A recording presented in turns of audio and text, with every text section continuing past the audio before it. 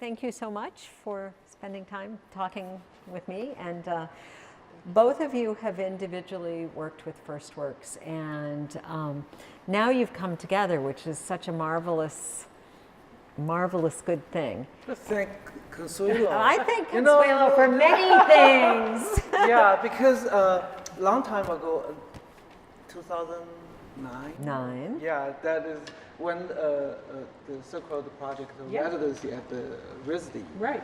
And then they give me a job for FirstWorks. I was very happy work with these people. They are wonderful, and they bring me to the schools. Something is, to me, is new. I have no idea what to do. But when you're talking about the process, it's always been because for my instrument, my tradition in this country, there's nothing format. I don't know where to put myself. Even as a musician, I want to be the center of the classic scene or something else. But people even hard to categorize where you belong to. Like once I was residency at the University of Michigan, the Humanities Institute, for 4 weeks. This very interesting process at the very beginning, the first week, I really don't know who should do what. Yeah, then I just introduced like a little demonstrator for my instrument. The rest of things that people then start, like lots of creativity things happening. Discoveries. Yeah, exactly. Yeah. So to me, it's the same thing. Last year, 2 years before, right? Samaritan asked so-called people, like introduce East Asian musician something, and they introduced me here. Then I think Denise is very carefully to choose the program, and she asks her friends, such as Consuelo, the bunch of people there, and actually give me an audition. I played, and then the piece, they said, okay. But it's a circle of friends. Absolutely. Yeah, they are circle of friends. Absolutely. Then we become a friend right away. It's like, oh, you had a string quartet. I heard you told us at the FirstWorks you have lots of different seasoning work, like have a quartet, a piano trio, and then at that point I don't have any program. That's the difficult part. Then I'm learning Beethoven, Mozart, through all these kind of process. So you're really crossing out of where you start from into new, I mean. For both of us. Yeah. But the people always ask me, like, how good are you? You tell us what's good about it. I really have nothing to say. Like, I don't know what is the good part. Now, through all your people are really inspiring me. What means good? The good is like, you really can be a teamwork. You can be a team in the team, or as a soloist, I'm not care about many other things. I just concentrate to do my own. But now, really listen, look, watching, and these things. You know, I think it's interesting what you're talking about the first time you came in 2009 and being essentially an artist in the schools with FirstWorks as part of this season of the Silk Road. It started our arts learning program. We had about 125 students, and we went that year to 2,000 students. Wow.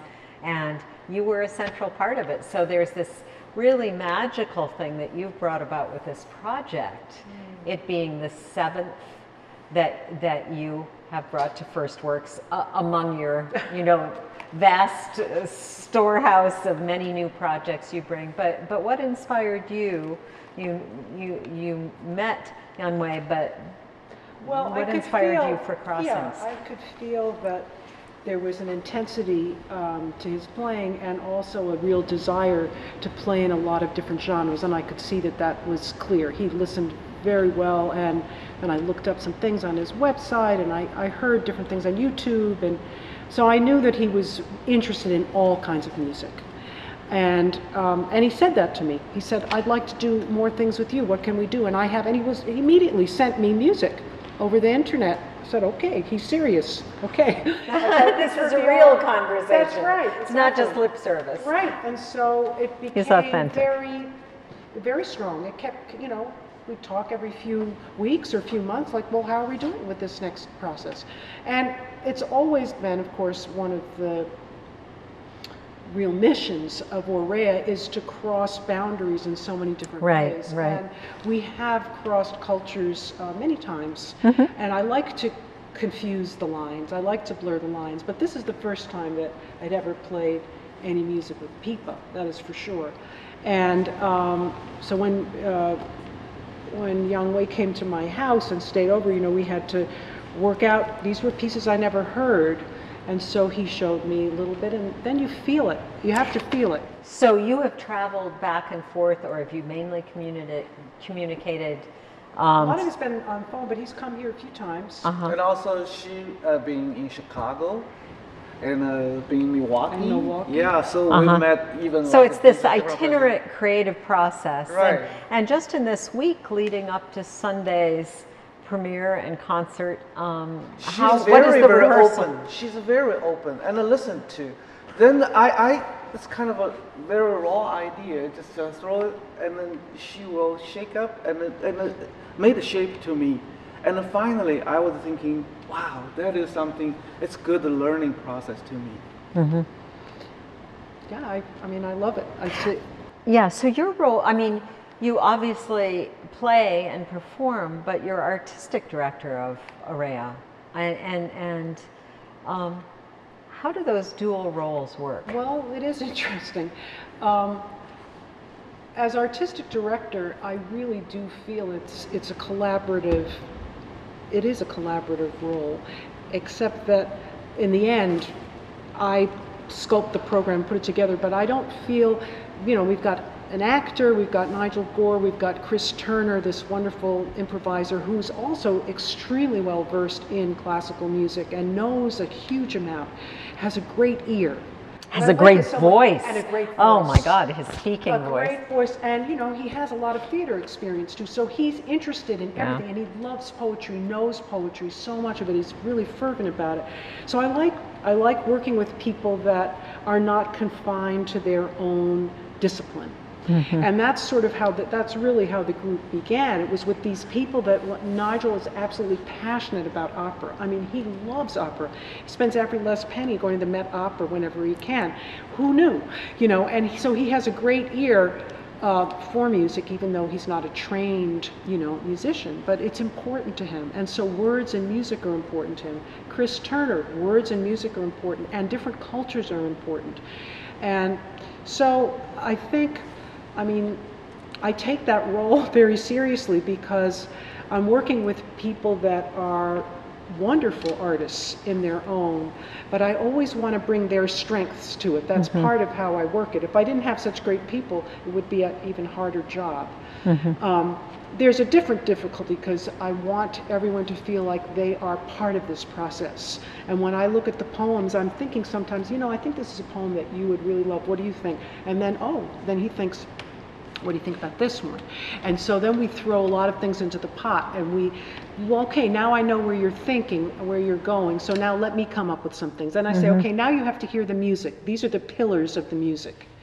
And so that they don't know. And that they can only listen to intuitively, and then I can tell you, okay, there's a thread, and this is the overall thread that we have to deal with. It's interesting because you're describing something that is very organic, almost amorphous, and yet the actual concert is set pieces with very well-timed interludes, and they go one from the next to the next. So it's an interesting contradiction. That it is an interesting contradiction because there is a fluidity and there's a sort of extemporaneous quality, as you're mentioning, that we want. And of course, Chris has a lot of that helps out with all his improvisations. He'll take something we've done and then he moves it along. He can fill in the gaps sometimes to change a color of something, and I count on him. I know it, and we know each other so well that it's like, okay, you're going to do the scene change here, or you're going to do that. But we are all, I think safe to say, perfectionists, and we are very fussy about what we think works. And we'll listen, no, that doesn't work. You can't put that piece of music with that piece of poetry. It just doesn't work. And so, and if somebody feels that strongly and someone else doesn't, then it's vetoed. It's gone. And that's the way it has to be. I don't stand up there and say, okay, You're not an autocrat. no, can't. Right. It doesn't. The product wouldn't be as good. I can tell you that it wouldn't be. So let's take Yeah. a minute and think about the audience. And our tagline is connecting art with audiences. And I'm thinking way about audiences in New England or in the Northeast, and whether you feel like a difference in how people respond to your music in this particular part of the U.S. or in the U.S. Is there a sense of how your music is received? So loved. These people are wonderful. Yeah, their curiosity, they are very engaging. They are so much into whatever, because sometimes you see, oh, the audience not that much. Like people they fully come because they have something to do, or they don't know this concert is going on. So if the people are in the audiences, that is all wonderful reaction each time. Each time. I was like totally like spoiled. Well, we were just on Go Local Prov, and Molly O'Brien, who had self-admittedly never heard of the PIPA, but watched your videos, was just blown away. She was practically in tears listening to your performance. But I really like people like this. They interested about these kind of new things. So that point, I just think relate to all my life does is only one thing. Besides that, I don't know nothing about it. It's kind of so I don't know what to say myself, but I'm very happy for the result. If we see people always so good, because you put your hard work in that, and then you present as I repeatedly do, but you see all the new audience coming. You always feel something. You're transmitting. Yeah. That is, to me, is always positive. It's interesting because we were just talking about, rehearsing in different parts and how it gets assembled, and then also talking about, almost consensus collaboration. But then you put it all together, and then it becomes a journey. So the dynamic keeps shifting from this to this to this. Right, and usually it all comes together like by the concert. Like it's a little, so you have to trust, because there's a magic that happens at a concert. The pieces have all got to be there, and you've got to trust that you know these people, you know how they work, and you feel, and you better be really listening to every single thing, and then sparks fly on the day of it, when it all actually does come together. So trust and so many times this wonderful combustion. How about risk? How about the fear of having an idea and putting it forth? And completely. How do you experience that? And Are you kidding? I mean, my stomach is in knots for like so long. Before each thing's like, oh, I can't believe it. Is this? And it's like, again, I have to trust Why myself. did I do this? Yeah, no, it's just like, why do I do? Every single time, it's like when you're starting it, it's just slogging through the stuff, and oh my God, I've got a deadline. And somehow I have to trust that it's going to come. It's going to come, and it's like all of a sudden, everything like goes into its place. It's like, okay, I get it. I see how it's going to go, and then you put it like that. But sometimes just getting even to the shape of what you're going to do with the program takes longer than you would expect. And then it kind of drops in rather quickly at that point. But I feel what we're trying to do with this program, with Crossings, is, again, sort of blur the lines between Asian music, Western so-called art music, blues, improvisations, folk music, all this stuff. And actually the 20th century, like the early 20th century, was so much about this breaking down of the barriers. I mean, music was changing drastically, and so we find ourselves a lot of times starting from that point. A lot of music of that time works so well, and the poetry of that time works so well, because they're taking the world view, and they're not listening anymore to just, they're not saying, you know, Beethoven is the only music, it's got to be German music.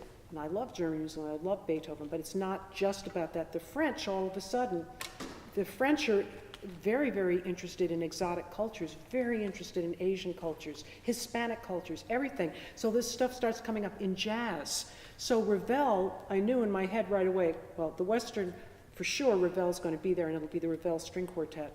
And you'll hear. And you saw that in art of that period, too. Absolutely, it's all the same. That's why I love that period so much. So it's very fertile, and of course they were all working together across these disciplines. That's the other thing. They were all friends, like, oh, you've got to hear this poem. And, well, I think this music, and this poet then would influence the Ravel in picking his librettos for his... So it's wonderful to be in St. Martin's Church in this setting, but you and I went back and forth about where this concert could take place, and how do you feel that the setting affects the work or frames the work, or what role does it play? Know, I think, first of all, I love this church. I love the people here. It's a wonderful church. The rector, Mark, is so welcoming me. He came to some of our Aurea concerts, and he said, I'd love to have you come in, and he was just coming in. I said, well, we'd love to come to St. Martin's, because it's been a long time since we were able to do some concerts here. It was a different kind of place before, a little bit different. And I feel that a church should be, and I feel he feels that, it's open to many different faiths. It's a center of spirituality. And once you get past the fact that it's not your particular church, you know that it's for everybody. And that's what all our programs, we never do, all our programs blend faiths, cultures, everything. And I love this place. I think it's beautiful. I just think it's open, it's welcoming. That word sanctuary has a particular resonance right now, too. Sanctuary Exactly right. Cities. This is a sanctuary. What does that word represent about where people gather? Exactly. Yeah. And I've always felt that. We started a series at the Congregational Church in Pawtucket. We had just moved there. And I knocked on that door. I did not know anybody there. And George Peters said, you came to the right person. My son is a composer, and we're both in the Providence Singers, and his wife happened to be the math teacher of my daughters. Who knew? I said, I feel that churches, are the new community centers. They really need to be, and that was then. That was a long time ago. That was like 20 years ago. And I feel it's even more that way now. We see they're stepping up. We need to have a spiritual, some kind of center and a sanctuary, a safe place for people to express their differences, their beliefs, their connections. And safe is really the right word. We are in dangerous times. That's all there is to it. And so I'm thrilled to be doing this program here in a space that is so welcoming, and a space where we're going to be presenting Finnish folk songs. One of the pieces is 5 Finnish folk songs by a Japanese composer, Mamiya, who was interested in the sound of the language, the Finnish language, and how it was similar to the Japanese language. And the sounds, actually, his musical palette is quite French as well. And I feel you'll hear it. I mean, I like people not to even know who the composer was. You just listen and you'll hear where the threads are going. So they all relate. And then this Zsuzsanya piece, Jade, that we end the program with, is a very interesting piece. I'd never heard it, of course, before Young Wei showed it to me. But it's a kind of impressionistic, it's aleatoric, it's got a lot of very, very modern things, and it also has this sort of impressionistic palette that grows from the Ravel, which will directly precede it. Great. Great. So that's something, that's a little bit of what I can tell you. Then there are going to be some, you know, Chinese folk songs that are embellished a little bit and go into Bright Shang, and so. So, Yeah. two last things to explore. One is just very personally for each of you as a musician. What either do you hope, or what is the kind of height in the performance moment? What is the best moment in performance, or what do you hope will be the best, not part of the piece, but just maybe state of being, or what you enjoy most when you're bringing a new work to an audience and immersed in the moment of performing it? That's a good, we know it. You know it when it feels great, when you can, when you feel that everybody is really, really listening to the words and the music, and they all really, really are making sense as a unit. I don't know else how to say it, because it's not a given that will happen. And not. Do you feel it? Absolutely.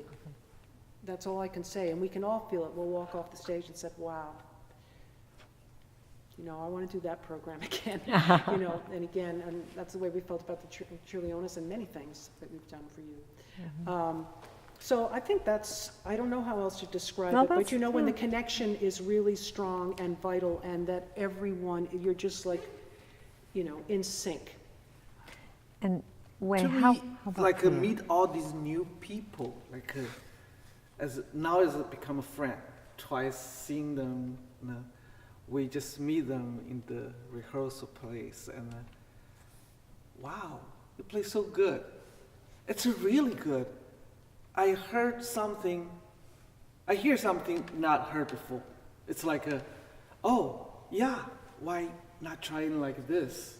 So something new happening. And then probably they point out, I don't know what exactly you are right now, and because the new music to them, then they talk about, when they talk about bowing, when they talk about what the fingering, or whatever the way they talk about, and the reflect to me is like, yeah, probably composer even didn't think about it. Like the Jade I suggested to do, originally, the composer wrote for me 20 years ago, and before I came to the United States, we spent like half a year. The composer is a big name in China. He's like the father of the Chinese orchestra things. Now he's 94 years old, still active. It's a very, very wonderful composer. But finally, once he called me, he said, "Yang Wei, I will write a piece for you." I was like, oh, wonderful. Then he said, probably we spent a month. Okay, whatever. Then I started bringing my people there and then talked about. Then when finished, like 6 months later, every day, 9 to 5, I went to his house and I just work. Don't know what to tell. Like, I don't know what he going to write. And, he doesn't know much about the pipa. Then we just dig, and then it's like half years later, become the piece. I was like, oh, good. This is new, called contemporary music. Yeah. Then I moved to the United States, and the composer said, why I write you the second version with the pipa and a string quartet. Then the things happen. There's the bridge. Yeah, there you go. Yeah. Then the things happen again, like many years later. Consuelo say, yeah, try this one. And you even found some poem with it, right? Oh yeah. No That's problem. amazing. Oh, that's what we do. Yeah. Yeah, no, I love it. It's a beautiful piece. It's a wonderful piece. Yeah. So just to kind of wrap us up, this is the 7th FirstWorks. I'm glad you're keeping. Oh, that's incredible. Oh, I know well, it's been a someone lot of- else is counting, but great. it sounds right to me. Absolutely. And just as you think over the timeline of our collaboration, yours and mine, and Aurea and FirstWorks, and the works you've done, any reflections? Last year it was Coriolanus, and where did we start? We started with war music. War music. We started with war music, and that was definitely an act of faith, I think, on your part, and I really appreciate that. I'll never forget it. I didn't know you, just walked in and said, well, you know, we think it's going to be great, but, you know, we've got great Swept people. up in the passion. Yeah, we've got great people, and sure enough, I mean, it was a really lucky thing that we had that support. We had to get a lot of support from many, many different. We had to get support from Brown and from Briska and from so many people and Rhode Island Foundation to make that happen, because there was a composer that was writing for us. There was, you know, then you had strings, you had actors, like, you know, 10 actors. I mean, it was huge, almost killed us, but it was great. It was a great, great effort. And it was a hybrid that we never, you know, we don't do that often. We're not a theater company, and so it was hard for us. We had to deal with like actors' equity and all these different things and things. You know, we're just regular people. We don't know anything about it. But it was great because it did kind of put us on the map, and because of that, the Chicago Humanities Festival was able to see a videotape of it and said, we want that for our Chicago Humanities Festival. And then they said, that's the best thing that we had this year. And so then they sent us to New York to do it at NYU. So it was kind of amazing, you know, like they didn't know us, you know, they didn't know us. So I thought that was a great beginning. And after that, it was like, okay, well, we always have to come up with something new, but it is daunting, because it's almost, you feel like you have to top yourself, although it's not really that, because each thing is different. But isn't this the artist's classic thing? Yeah, I mean, it is. You finish a show and you go, do I have any more ideas? Yeah.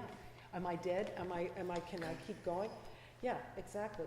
So, you know, and each year it's something at some point, and it might not be as early as you might want to know it, but all of a sudden it's like, this is what we want to do. And I know how the pieces are going to fit. I have the basic shape in my head. Now we just have to put it together.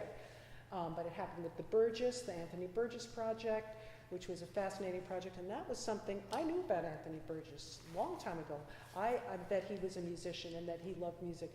I knew about it when I was like 14. I babysat for a man, Bob Morris, that wrote a lot about Burgess. Oh, wow.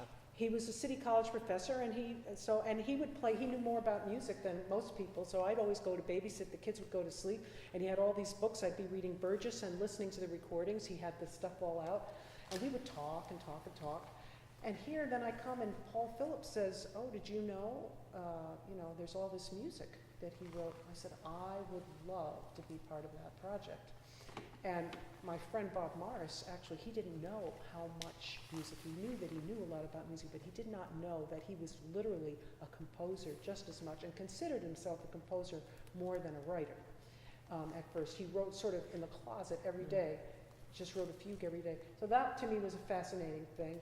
And Faust was another fascinating, like a theater kind of piece, and we had marionettes with that, and we've done a few things. I love the collaborations. I mean, I just find that each one of these things has another tentacle that we explore. Chirleonis, my God, I love that program, and there's talk of us taking it to, actually to Vilnius next year, and also taking it to Washington, D.C. Wow, fabulous. Because people came to it and absolutely loved it. I have to say I was very moved. That was one of those things you just sit, and I was very, very moved by it. But that was scary too, because there were so many levels to it.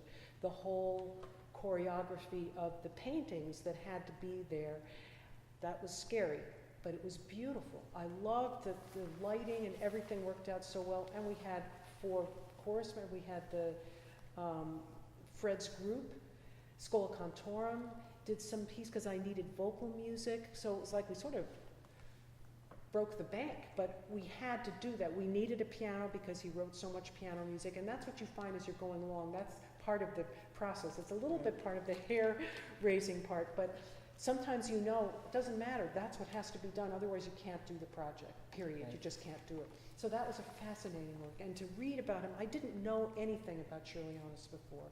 Nothing. This was about 3 years in coming, I would say, or, yeah. A cousin of mine started coming to our concerts, who worked in the library at Washington, D.C. He was a researcher. And he said, do you know anything? He saw The Search, and he said, wow, you guys are great. And he started to contribute money to the group. He said, do you know anything about this man, Chirlionis? Well, he's Lithuanian, this cousin of mine, so he had this connection. I said, no, I don't, but I'll look him up. I said, okay. Yeah. I think the theme that we started with was discovery. That's what it is. You know, it's a great place to end. It's a place to end too. So Thank you so much. thank Can't wait you. for Sunday. Thank you very much.